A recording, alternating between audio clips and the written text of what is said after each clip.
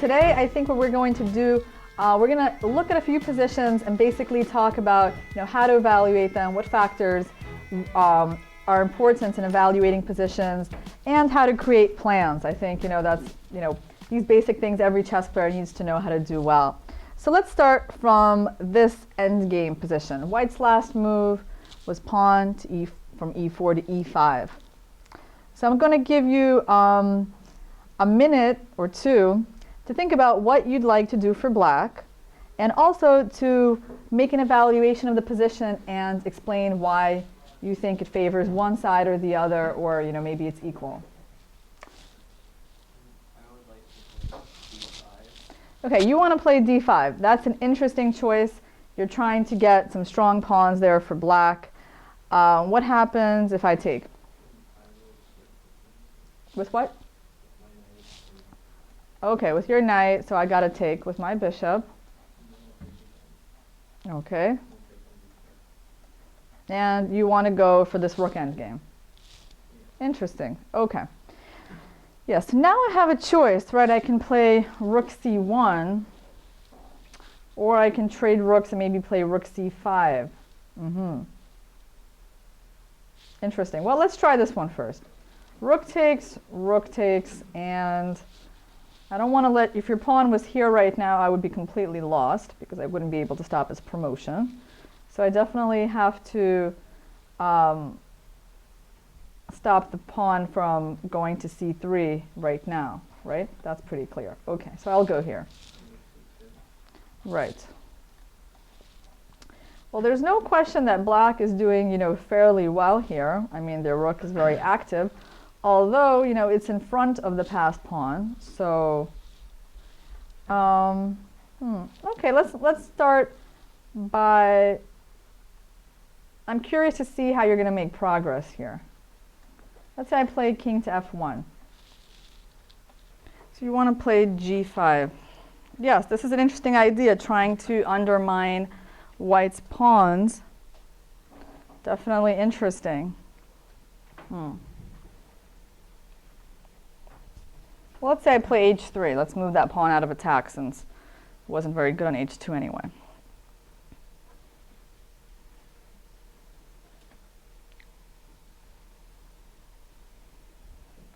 Do you think it's going to be easy to win this endgame? It's not, because here's the problem. First of all, your king can actually not help out the rook, right? Like your king's in a little box. Right now, you can bring it here, and then it's not going anywhere. You can bring it here, and it's not going anywhere, right? So it has no way to make any progress in this direction. Your idea, g5, I support it. It's a good idea. But your king, like even if you capture here and you try to bring your king in here, this takes too long. And when your king starts moving this way, my e-pawn can also start to advance, right? So not so easy. And basically what's going to happen is, like, you push this pawn here, but after that, your rook can't move this way because you lose the pawn. If you move your rook this way, well, let's say I just kind of stay where I am. Okay, let's see here. Your rook moves this way.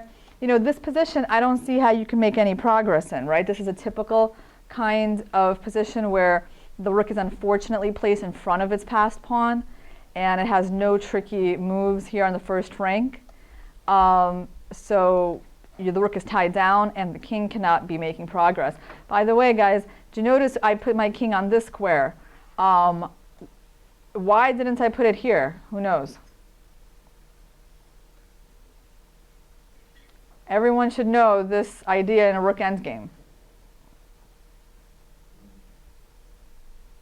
I mean, I'm not saying this move is losing in this particular moment, but the general idea is you don't want to fall for a tactic in this position where black can play rook h1, force you to take on c2, and then win your rook. When I was a kid, I won one game like that. So the king in these types of positions, right, the only thing you don't want to fall for is this type of move, where the rook is able to unblock the pawn, and due to this tactical trick, white can't take it. So you want your king to be here or here. These are the two key squares. I mean, in this particular position, it's a c-pawn. You actually could have your king here, because when they give you a check on the second rank, you're in time to be protecting your rook. But I just wanted to, point out this useful tactical trick because it does come up in rook endgames. So basically, what can we say? We went for this position, right, which arose basically by force, right, this rook endgame from your line. But our advantage here is not so great. They say all rook endgames are drawn. And here, it looks to be the case. Nothing is so fatally terrible about White's position that he has to lose just because this pawn is strong. White's rook is rather active. E-pawn is good. The king is passive, but, You thought the position to start with was equal. Interesting. D5 is an interesting move, and there are some ways that black could also make some alternative moves. For example, this little tactical shot is possible in this position using the pin on the B pawn. You can try to advance your pawn a little bit further. Play, for example, some kind of endgame like this. You have two rooks on the board. If black takes this way, actually this is not so good because this pawn is going to be lost on C3. I'm sure, something like that. Unfortunately, black has no way to protect it. Black could capture this way. And again, we're in some kind of a rook endgame. Can we win it? Our rooks are, obviously black is better here. This is a very strong pawn. But the rooks also are kind of tied down to protecting it. So, white can count on, I think, some sort of defense. The king will come up. And even though white is passive, I'm not sure how easily black can make progress. Although in this position, I think actually black's chances are better here than in the single rook endgame that we saw. Black probably should make this move G5. And he has flexibility to try to get his king in. White is very, very tied down here. I mean, it is possible to play D5. I think that black's position remains better. So you think this position is equal? Well, let's say we make a very simple move, right? We should definitely look at this capture. Simple move to look at. Let's try to evaluate this position. So here, we haven't liquidated material, right? So we haven't gone on this forcing line where both minor pieces get traded. The game stays a little bit more complicated. So let's try to evaluate this position. Why do you think it's equal?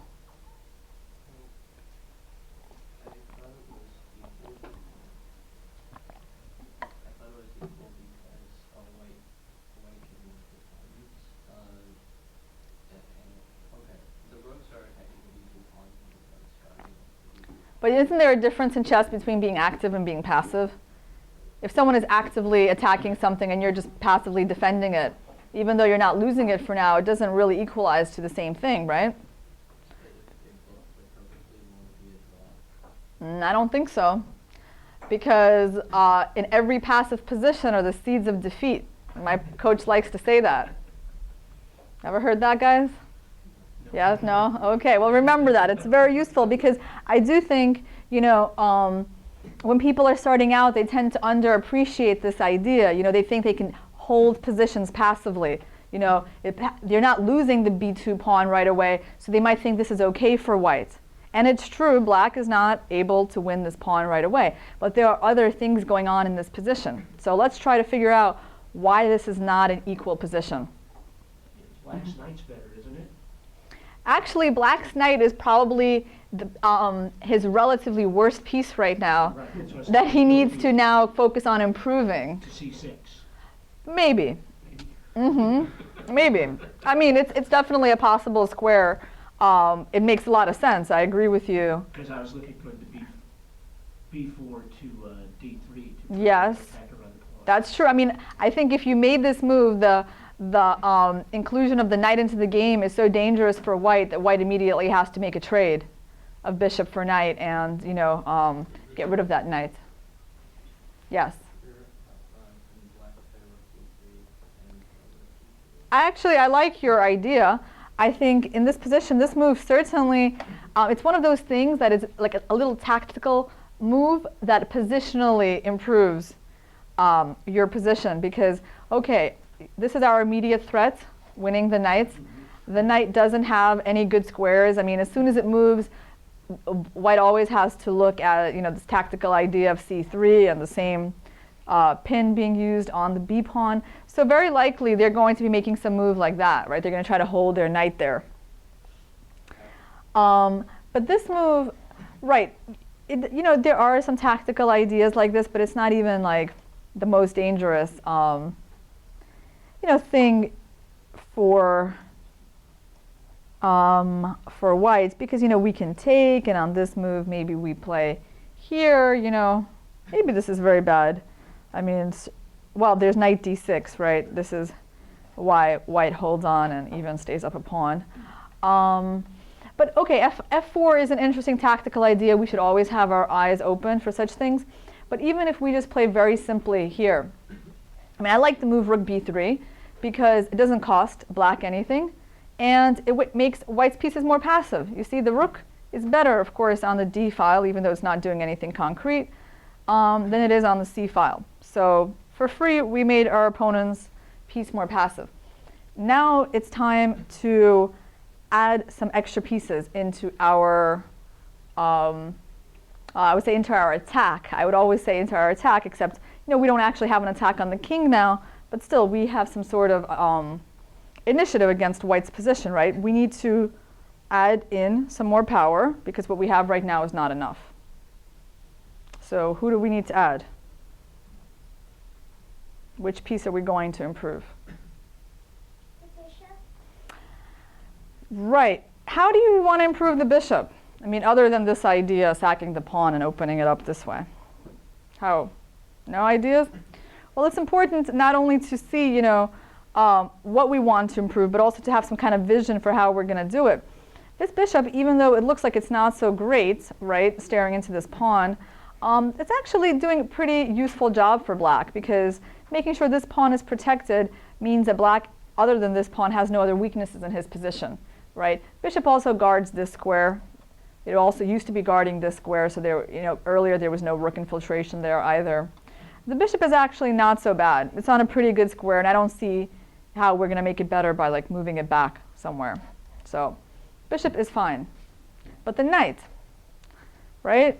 It's not currently contributing in any way to black's otherwise strong position. How do we make it better?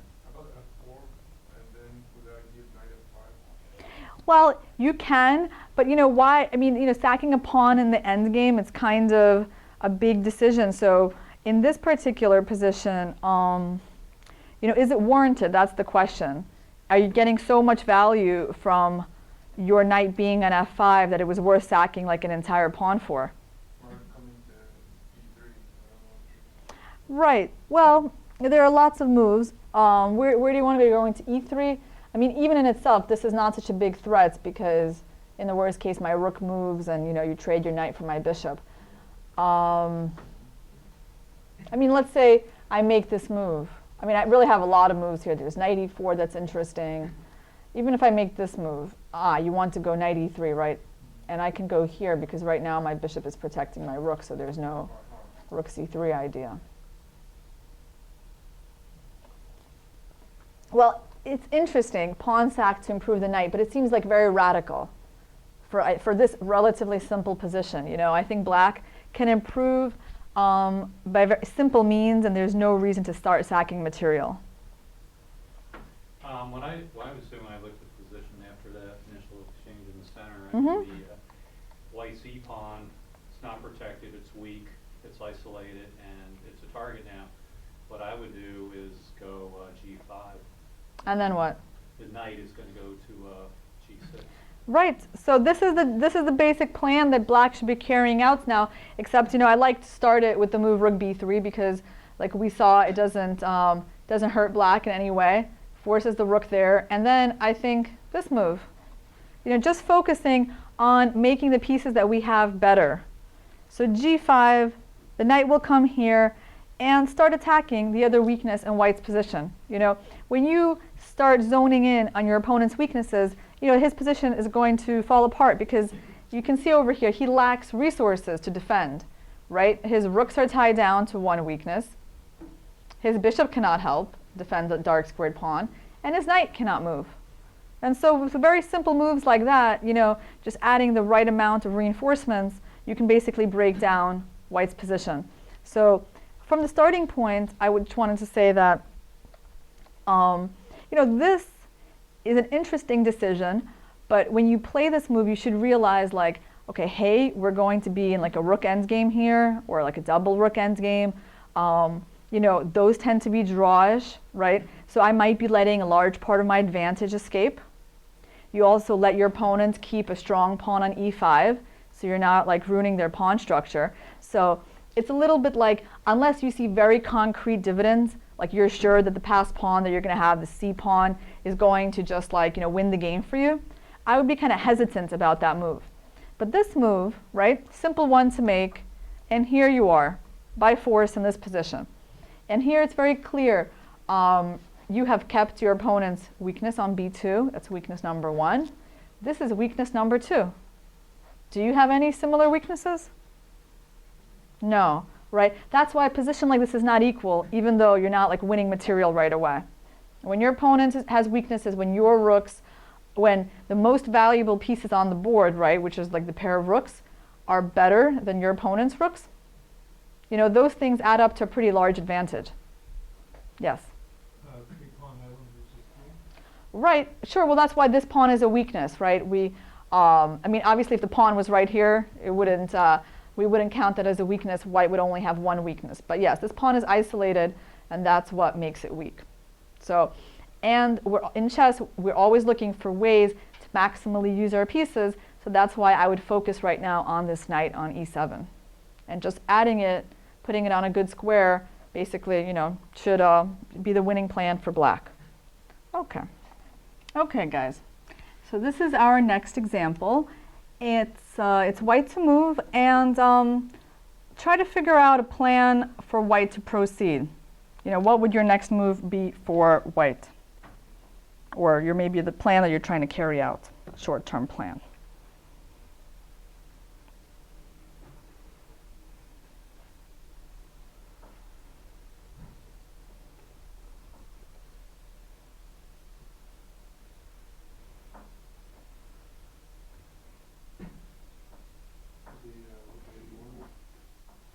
Okay. Rook a d1. So this is a pretty natural move for white to make. Obviously, it cannot be too bad. Bringing a rook that's not doing anything to the center of the board on the semi-open file. Okay, well, let's say black plays something like b4.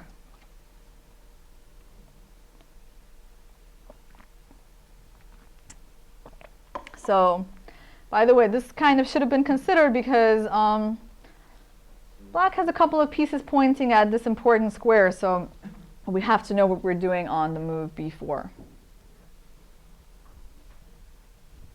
Sorry? Taking on f6, right. Well, it looks like if you drop in on this square, this might have some tactical problems because the knight is going to capture. Well, if you capture here first, then of course we take back with the knight, we stay up a piece. So, and if you take with the bishop, then we're going to take your bishop. And unfortunately, this position is not equal or better for white because black has a move that wins the bishop and stays up a piece. So there's some tactical, things going on in the center here, right? Knight d5, it's definitely, positionally it's a fine move, but you've got to calculate like what's going on when exchanges start happening in the center. There's this diagonal, the pieces are lined up here. So you were saying bishop f6, right? Okay, that is true. You should take there. And let's say I take knight d5. Okay.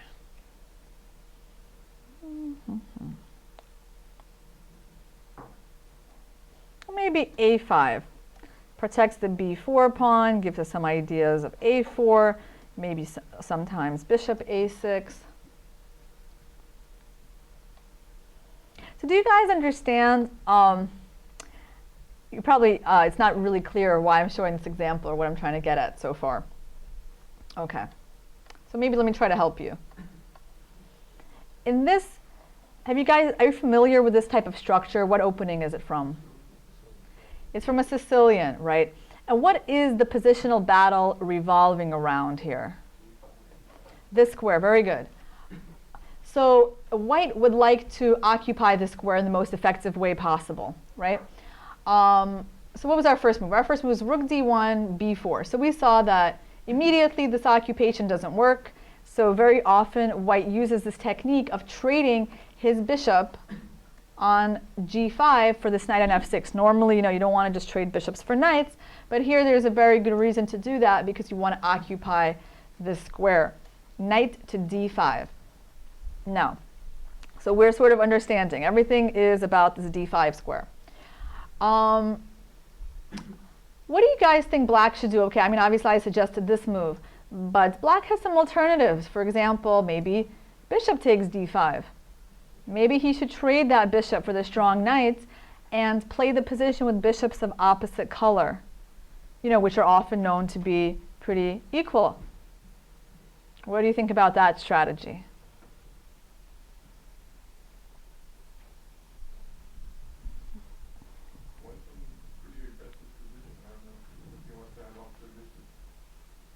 Right, what do you guys know about opposite colored bishops in the middle game?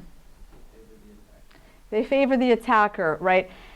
So it's true, like in this type of position, if we took the queens off the board, took both pairs of rooks off the board, that would be very drawish, right? Because of the bishops of opposite color. But because we're still in the middle game, and it's definitely true that white's bishop is more effective than black's in this position, so white still has the advantage despite the bishops of opposite color and their sort of drawing tendencies. In the middle game, actually, bishops of opposite color make it easier to attack. For example, this pawn, always going to be an Achilles heel for black.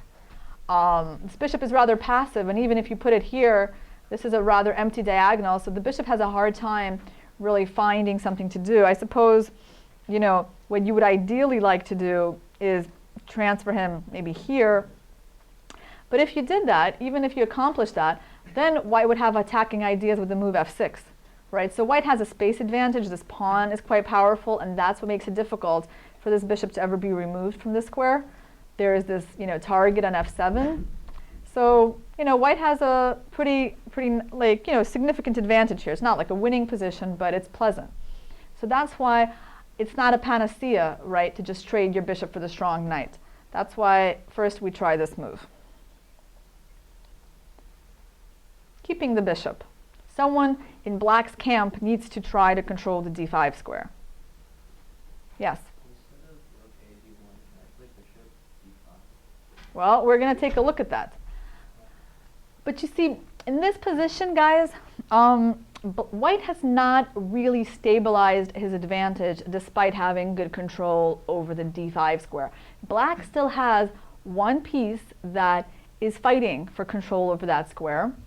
And if you trade let's say your knight for the bishop, right, which obviously maybe you're not so happy to do because that bishop wasn't very strong, you can't just win the d6 pawn so easily, right? Because, for example, e4 is hanging, right? So even if I did something like that, or maybe even taking it right away, not clear. I don't think actually black is worse in this endgame. Black, who knows? Black is threatening a4. The c2 pawn is weak, so you can't go that route. Meanwhile, well, yeah, there are these bishop a6 ideas, although you still have bishop c4 there. Maybe a4 is my main source of counterplay. a4, bishop c4. I mean, actually, kind of still looks, I prefer white, by the way, because it's not easy for black to solve the problem of this poor bishop, and he can't move his queen away from it either. So I still prefer white. But it's not so bad for black yet. In this initial position, though, you were asking me about this move? Bishop c6. Right, okay. Bishop f6, more direct way to try to gain that square here. And now what did you want to do? Bishop d5, very good. You see, because you didn't waste time on the move rook d1 and allow black time to play b4, attack your knight, you have time to actually force a trade of the only piece of blacks that can control the d5 square. And this stabilizes white's advantage without any doubt, because that's it. Then it's going to be this knight versus that bishop. Then it's very easy, right, to play. It's like the ideal thing that you want to have in this position. Very nice positional decision. Now, I just thought when we were looking at this variation of rook d1 and b4, bishop takes f6, here and here, I thought of a way to explain why white is not getting the maximum here that he would like. There's sort of a principle here at work, which is going to be very useful for you guys to remember. I mean, like, I just kind of formulated it as, remembered to formulate it as I saw this now. I didn't realize it was actually even taking place. So, any idea? I know what I just said probably didn't help steer you towards, towards what I'm thinking about. Yeah, the question is, what principle is at work here that's actually preventing white from having a big advantage? There's a little problem in white's position, what he's doing, what he's done. Mm-hmm. No. Okay. So here, remember this idea, guys. It's extremely important in chess, and we forget about it all the time. Now, the knight on d5 is pretty good, right? Now, what about this bishop? Wouldn't it be pretty good on d5 too? Yeah? You see how these two pieces are competing for one square? Right, that's the problem. It looks like it's hard to think that way because we think, oh, the bishop's supporting the knight, or they're both good. Actually, no. There's a little bit too many people who would like to be on that square. You see, it's better to get rid of one of them. Because actually the knight here, yeah, he's good, but he makes the bishop less effective than he could be. So better just have these guys off the board than the knight is the natural sort of occupier of that square. So that's an idea that, I mean, it's actually kind of an advanced strategic idea. And I can show you an example on that. I forget about it all the time, and let me show you an example. You'll see what I mean.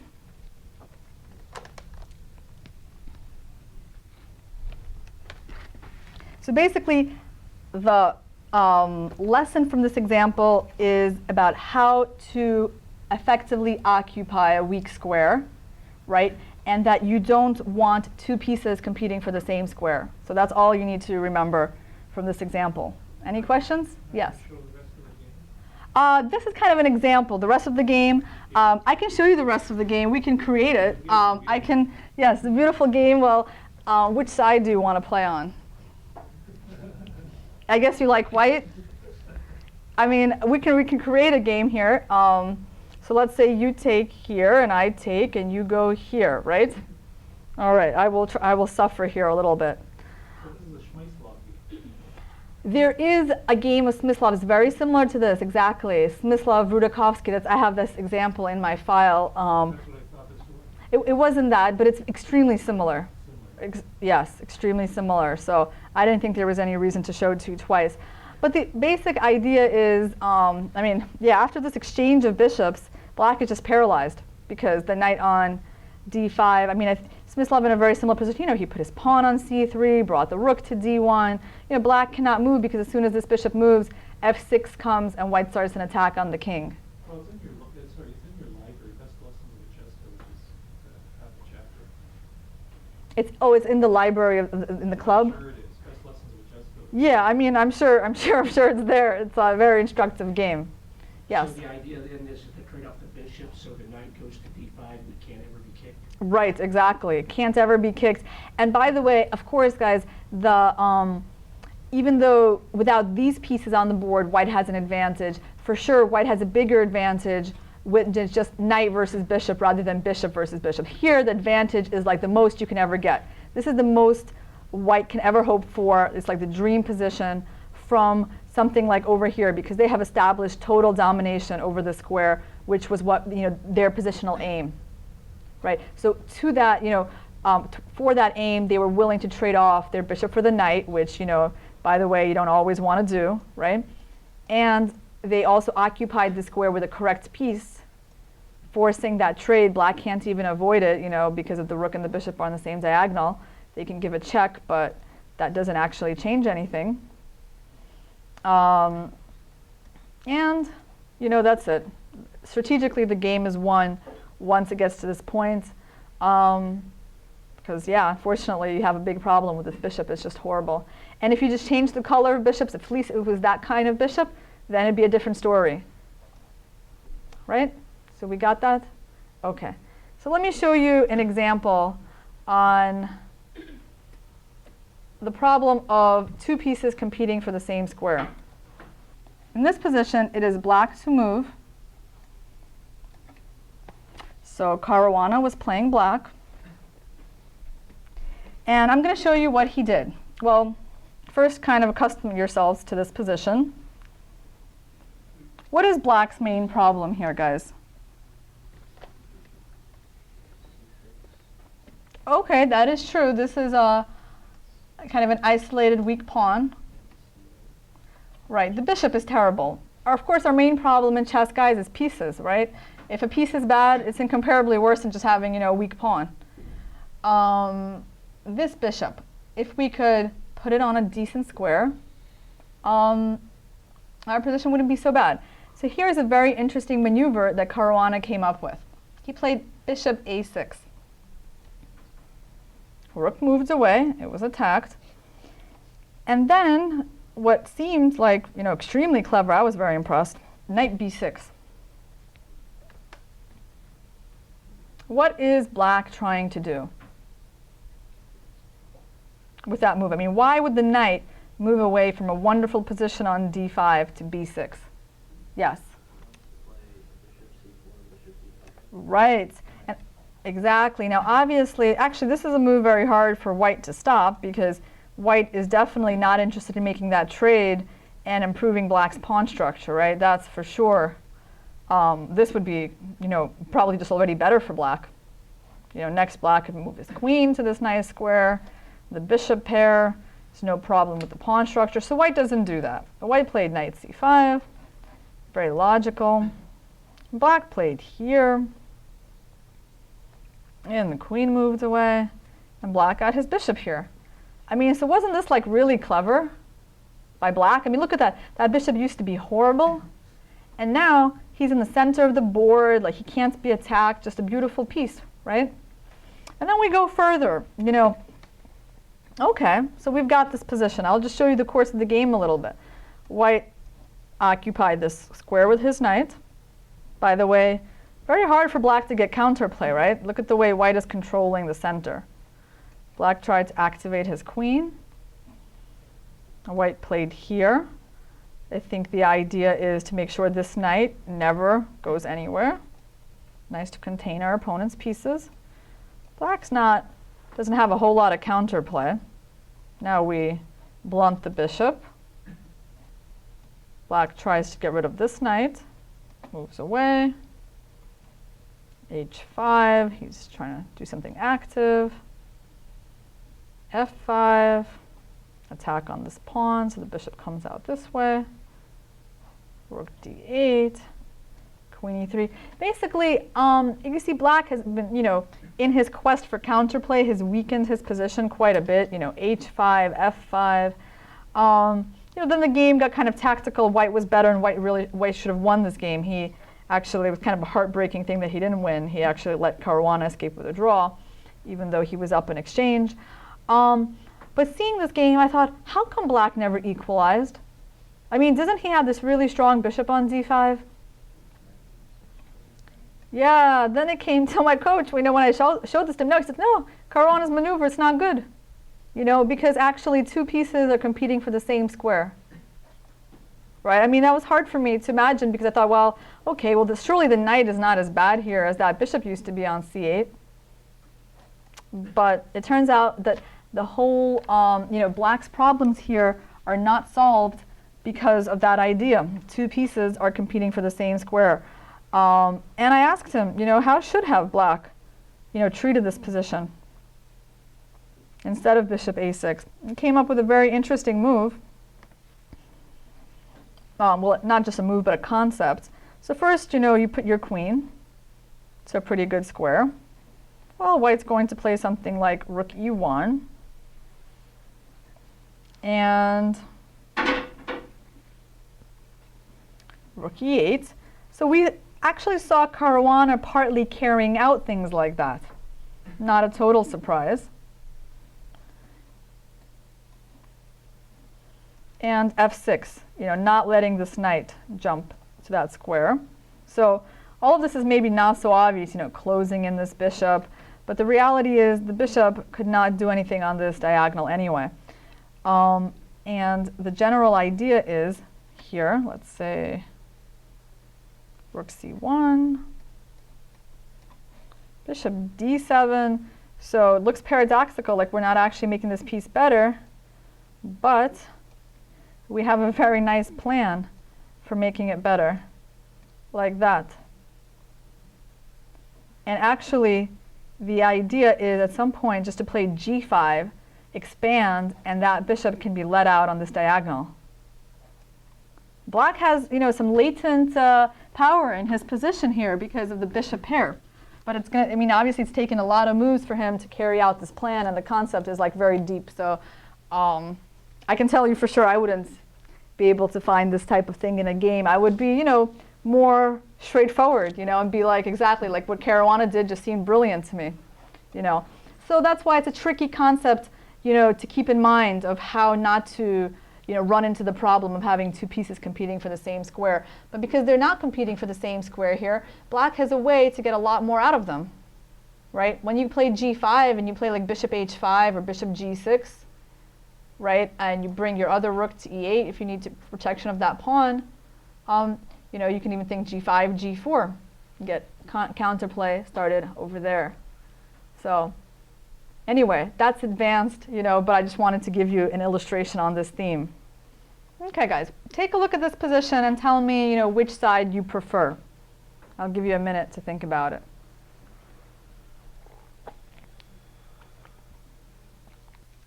Yes? Why?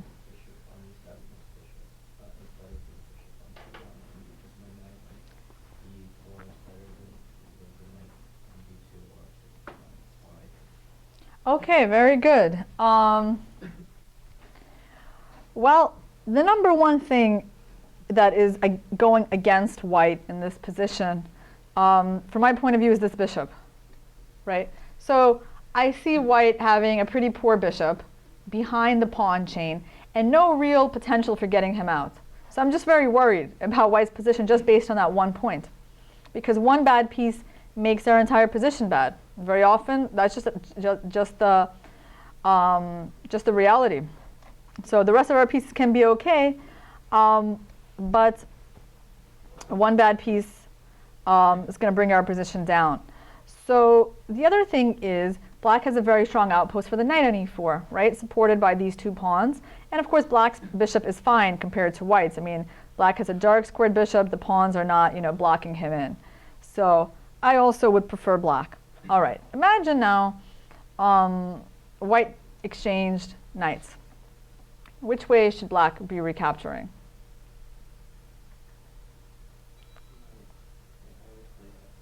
Right, f takes, undouble your pawns. Why not? Like, why bother giving White, some strong mobile pawns in the center? This is a natural recapture. Okay, and the knight doesn't have a whole lot of squares. It's going to go back here. Okay, so take a minute and tell me what move you would play here for Black and like what your plan is.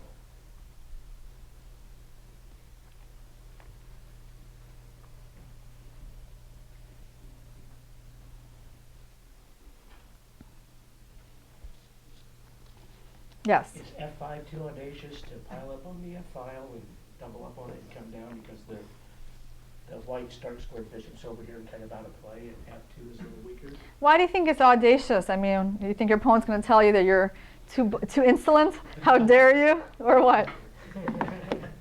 It's just always dangerous to me to push that dang pawn. Drives me crazy. Okay, what about the guy sitting next to you? What do you think? I agree. I think it's f5 because you can bring the bishop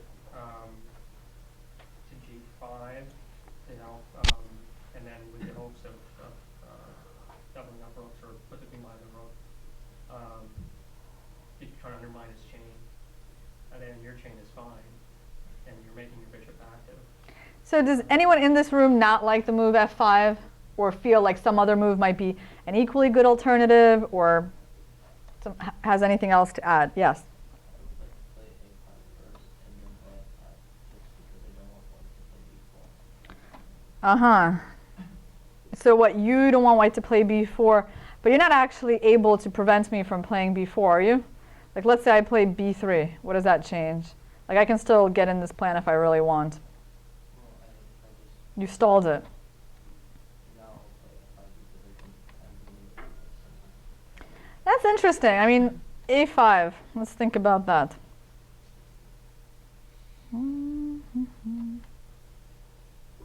So black's idea, I guess, is that if I play rook b1, you want to play a4, right? Kind of a King's Indian type of idea of stalling white's counterplay on the queen side, a4. And I cannot easily win that pawn because my knight is not on c3. Okay, I see. What if I play here, though?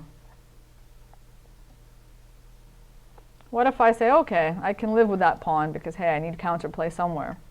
Obviously, you're going to take, right? Because there's nothing to be gained by not taking. Let's say you take and I take with my rook.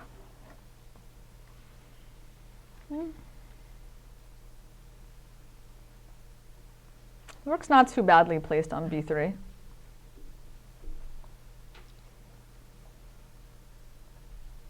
Now I'm going to force you to play something like rook a7, right? Not a bad square for the rook. The rook is still pressuring on the a file and also defending that pawn. But someone needs to protect this guy, right? What are you saying? Yeah, I mean, you can go queen c8, but doesn't really change anything. That pawn is going to require some more protection soon. Or maybe knight a5 you wanted to play. I was thinking of rook a7. Well, definitely not this one, right? Because why not keep a rook as active as possible on, working on the a file at the same time as it's defending b7? You want to, it looks a lot more attractive from a7. Okay. Well, I got to tell you, white's minor pieces are awful here, so I don't love positions where my knight and bishop look like this. But at least I have one piece now that is looking like not too bad. Yeah, can't say much more than that. That's the problem I'm seeing with this, is we've given white a chance to do some stuff. Yeah.